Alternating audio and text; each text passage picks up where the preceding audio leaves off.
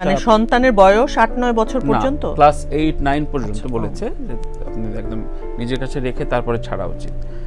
তো আমি basic grooming আমি কয়েকটা পর্ব ধরে নিচ্ছি। বেসিক্যালি আপনি সন্তানদের লালনের ব্যাপারে আদর্শ মা যেহেতু আপনি পেয়েছি, মানে স্ট্রাগলিং মা। আমার তো মনে হয় সন্তান যত বড় হয় তত সময় বেশি দিতে হয়, কারণ একটা বাচ্চাটা যখন ছোট থাকে তখন আসলে কেউ একজন তাকে খাওয়ালো, সে দেখলো ব্যথা পেলো কিনা, ওইটুকু দেখলেই যথেষ্ট। তখন না তার সাইকোলজিক্যাল বিষয়টা কিন্তু ম্যাটার করে না।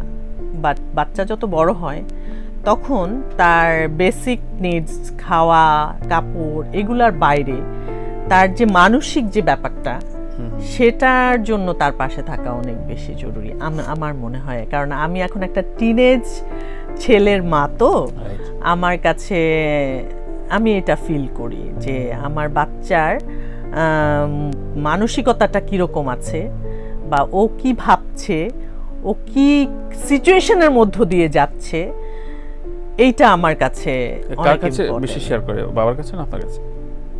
আসলে ও খুব বেশি শেয়ার করে না। আমি ওর বাবা একটু এই জিনিসগুলো একটু কম বোঝে, সো আমি বিভিন্নভাবে ওর ভেতরটাকে জানার চেষ্টা করি যে ও কীরকম আছে, কিসের মধ্য দিয়ে যাচ্ছে। মানে ও যখন খুব বাজে টাইম যায় তখন ও শেয়ার করে না, কিন্তু সামহাও ধরেন আমি খোঁজ খবর নিয়ে টিয়ে আমি বুঝতে পারি এবং সেই অনুযায়ী আমি তাকে ট্রিট করার চেষ্টা করি, এবং সারাক্ষণ তাকে আমি এক ধরনের সাপোর্ট দেওয়ার চেষ্টা করি, যে মেন্টাল সাপোর্টটা।